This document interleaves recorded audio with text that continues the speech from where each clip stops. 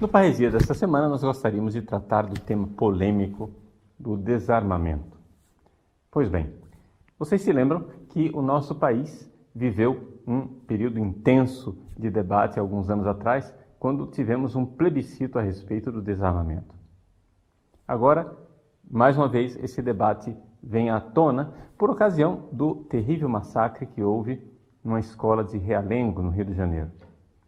Pois bem, qual é a posição da Igreja com relação a essa proposta do desarmamento? Eu gostaria aqui de, neste Parresia, dizer claramente qual é a posição da Igreja.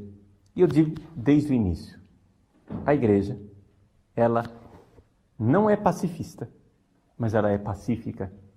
Portanto, diante daquilo que é a posição da Igreja, a Igreja Católica não obriga você, cidadão brasileiro, a votar, nem de um lado, nem do outro. Vou expressar e dizer qual é a doutrina da Igreja e cabe a você, cidadão livre, escolher o que você quiser. Pois bem, vamos ao assunto. Em primeiro lugar, o que é que está dando ocasião a essa crise histérica a respeito do desarmamento outra vez? Sim, histérica porque as reações são extremadas. As pessoas vão lá, choram, e está vendo o que está acontecendo é porque nós perdemos aquele plebiscito do desarmamento. Se nós tivéssemos ganhado o plebiscito para desarmar as pessoas, nada disso teria acontecido. Gente, pura hipocrisia. Em primeiro lugar, quando se trata de políticos que estão comovidos diante da morte de crianças inocentes, nós devemos, como cidadãos brasileiros, exigir desses políticos coerência. Sim, o país inteiro se comoveu diante da morte daquelas 11 crianças. Eu também me comovi, você também se comoveu, e é justo que os políticos se comovam também. Mas vamos cobrar deles também a comoção para com crianças inocentes que morrem no ventre das mães, através do aborto. Agora, é interessante. Aqueles mesmos que se descabelam histericamente pedindo o desarmamento são os primeiros, apressadamente, a dizer que o aborto é uma questão de saúde pública. Não existe algo de estranho nisso tudo? Por que tanto amor às crianças de Realengo e tanto ódio para com centenas, milhares de crianças que todos os anos são abortadas, assassinadas cruel e friamente no nosso país? Sim, existe algo de errado com a consciência moral de alguns políticos brasileiros, de alguns jornalistas brasileiros e de alguns brasileiros em geral. Nós não podemos ser assim. Pois bem, analisando o caso concreto de Realengo, o que é que nós podemos dizer? Que nós tínhamos ali um rapaz doente mental, fanatizado religiosamente, que tinha consigo armas ilegais. Ora, por que é que agora, de repente, as pessoas querem aproveitar o bonde andando, aproveitar a comoção geral do país para emplacar duas ideias que, a meu ver, são profundamente ideológicas? Primeira ideia, de que religião é uma coisa perigosa. Não é? Vejam, o rapaz era fanatizado e o rapaz estava, de alguma forma, ligado à religião muçulmana. De alguma forma. Mas ninguém ousa pronunciar a palavra muçulmano, porque isso é politicamente incorreto. Ao contrário, se usa a palavra fanatismo religioso para conseguir capitalizar o consenso popular e dirigi-lo contra quem? Nós cristãos. Pois bem, mais uma vez, nós cristãos somos os culpados da história. Ou seja, o cristianismo, os católicos, que deveriam se converter e abraçar o pacifismo belíssimo do governo mundial, da ONU e da esquerda festiva. Meus irmãos, isso é simplesmente se aproveitar da ignorância popular. Em segundo lugar, estão também se aproveitando, né, no trem da alegria para, mais uma vez, tentar emplacar um plebiscito sobre o desarmamento. Por quê? Porque eles perderam aquele primeiro. Então, quem sabe agora o povo comovido com as criancinhas que morreram em Realengo irão votar para o desarmamento. Pois bem, saibam o seguinte, isto é simplesmente falácia. Por quê? Porque aquele rapaz tinha consigo armas ilegais. Ora, não é necessário fazer nenhum plebiscito para saber qual é o futuro das armas ilegais. As armas ilegais, que, diga-se de passagem, 99,9% estão na mão dos criminosos, mafiosos, traficantes, e não do cidadão honesto, essas armas ilegais, elas devem ser apreendidas. Elas já têm um futuro e já têm um destino, conforme a própria lei brasileira. O que é então o desarmamento? O plebiscito do desarmamento é o plebiscito para tirar o direito de o cidadão legalmente, não ilegalmente, porque aquele rapaz tinha armas ilegais. O plebiscito é para tirar as armas legais da mão dos brasileiros. Pois bem, aqui, desmascaradas duas falácias, vamos então ao assunto que interessa. O que é que a Igreja diz que o ensinamento moral da Igreja Católica, oficial, segundo o catecismo da Igreja Católica, o que é que a Igreja Católica ensina sobre o desarmamento? Bom, numa abordagem bastante superficial, você pode então pegar o catecismo, olhar a respeito da guerra, e você vai encontrar ali uns parágrafos bem suculentos na mão daqueles que são a favor do desarmamento. Puxa vida, olha que beleza! No número 2315 e seguintes, fala-se contra a acumulação de armas, fala-se contra a corrida aos armamentos, fala-se contra o superarmamento, fala-se contra a produção e o comércio de armas na comunidade internacional. Que beleza! Vejam, a igreja é a favor do desarmamento. Errado. Luz vermelha para você. Má interpretação.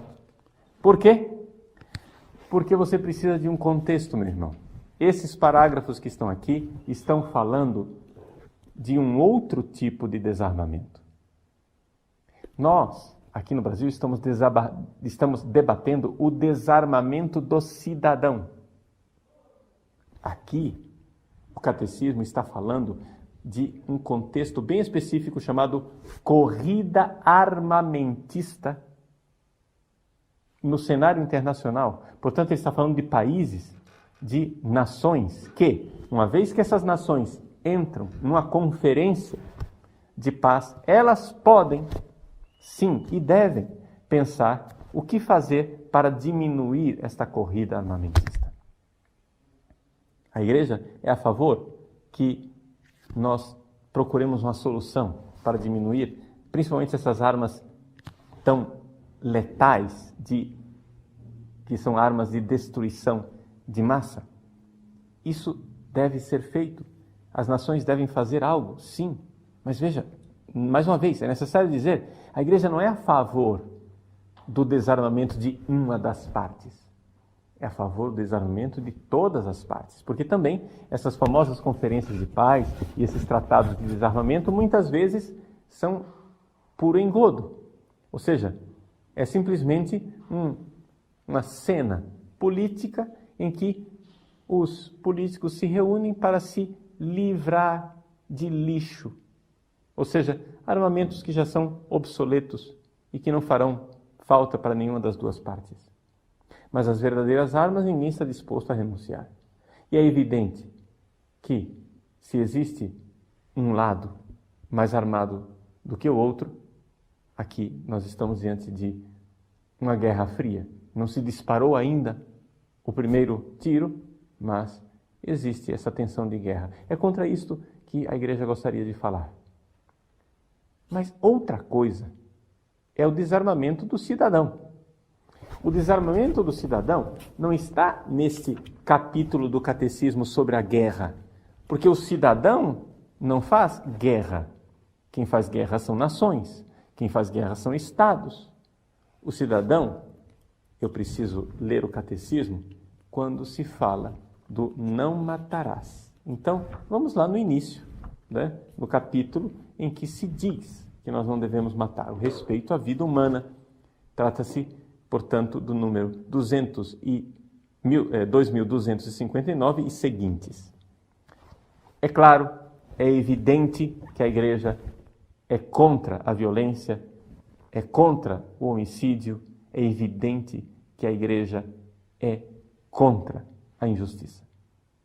Só que o Papa Paulo VI nos recorda, num pronunciamento que ele fez para os bispos da América Latina, em Medellín, que, meus queridos, compreendamos, o cristão é pacífico, mas ele não é pacifista. Pacífico sim, porque nós buscamos a paz, mas não somos pacifistas, porque nós somos capazes de lutar. E para isso o Papa cita o Evangelho de São João, capítulo 14, versículo 27. Nós somos sim capazes de lutar. E é aqui que entra uma parte do catecismo importante chamada legítima defesa. A legítima defesa, ela existe. A legítima defesa é algo que não somente é um direito, muitas vezes é um dever. Você imagine um assaltante que entra na sua casa, violenta a sua filha, agride a sua esposa, dilapida os seus bens. O que você fará? Você vai dizer, não, eu sou pela paz. Você vai ter coragem de olhar na cara da sua filha e da sua esposa e dizer, olha, eu não fiz nada, não porque eu sou um covarde, eu não fiz nada porque eu sou pacifista. Eu sou a favor da paz. Meu irmão, é simplesmente louca essa forma de raciocinar. A legítima defesa, até mesmo colocando em risco a sua própria vida, quando nós estamos defendendo um inocente mais frágil, sempre foi uma caridade imensa. Nós defendermos o inocente. Porque, é claro, o que é o homicídio? O que é matar uma pessoa? É tirar a vida do inocente. O homicídio, o pecado do homicídio é isso. Mas aqui nós estamos não tirando a vida do inocente, estamos tirando a vida do agressor. Então, São Tomás de Aquino nos recorda claramente aqui no Catecismo que quando nós nos defendemos, nós estamos aqui diante de uma ação com duplo efeito. Aquilo que nós desejamos, o nosso intuito, a nossa intenção, não é matar uma pessoa, mas é defender a nossa vida. Agora, existe o segundo efeito, que além de defender a minha vida, eu, infelizmente, estou tirando a vida do outro, mas não era isso que eu queria. Portanto, a legítima defesa é cristã, é moral, perfeito. Agora, é necessário também dizer o seguinte, a legítima defesa, ela é proporcionada. Não existe proporção, por exemplo, entre um moleque de rua com um canivete na mão, querendo tirar a sua carteira, e você tirando a vida do menino. Não. Aí não há legítima e proporcionada defesa, porque não há proporção entre a sua carteira e a vida do menino. A vida do menino vale mais do que a sua carteira. Você só pode arriscar tirar a vida de uma outra pessoa se você está sendo agredido de tal forma que a sua vida esteja em risco e a vida das outras pessoas que você queira defender esteja em risco também.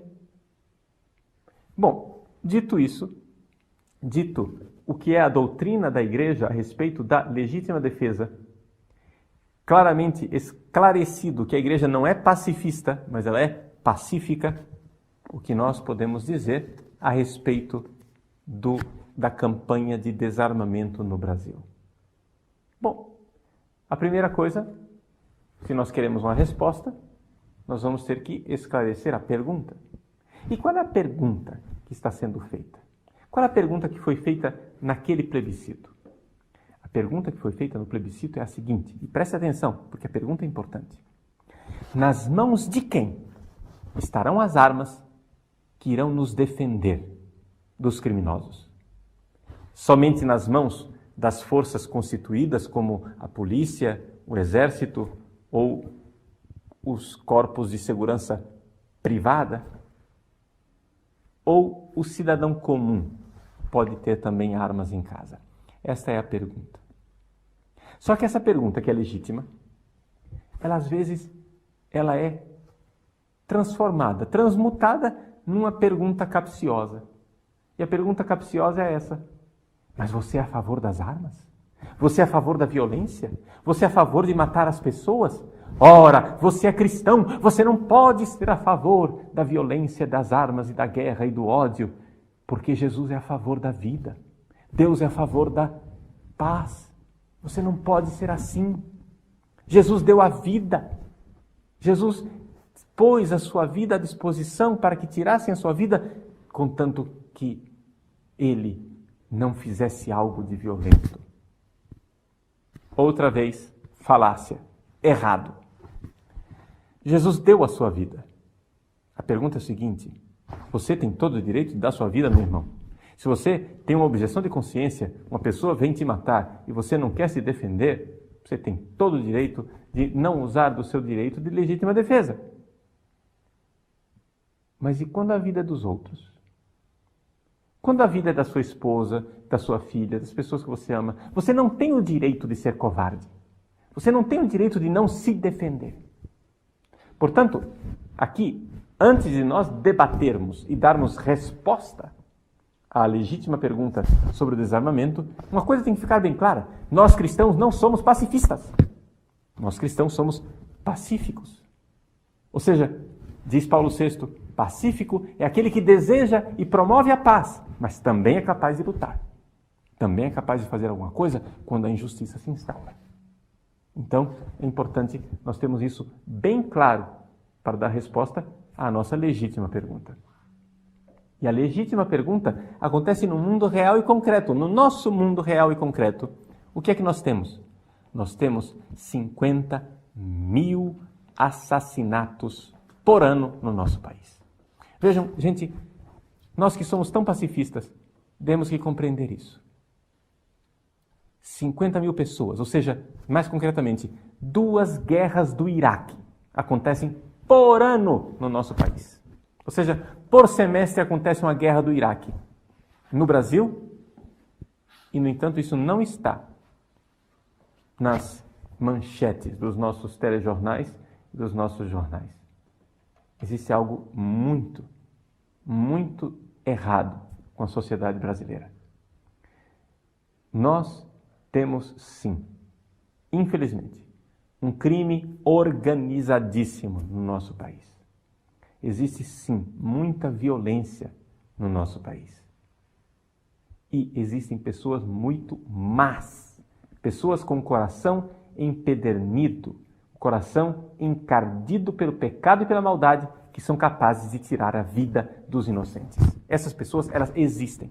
Nós não estamos no mundo de Alice no País das Maravilhas. Nós não estamos no mundo de Poliana, onde tudo é cor-de-rosa. Você pode continuar pintando o mundo de cor-de-rosa, meu irmão. Acontece que os bandidos continuarão tingindo este mundo com o vermelho do sangue dos inocentes.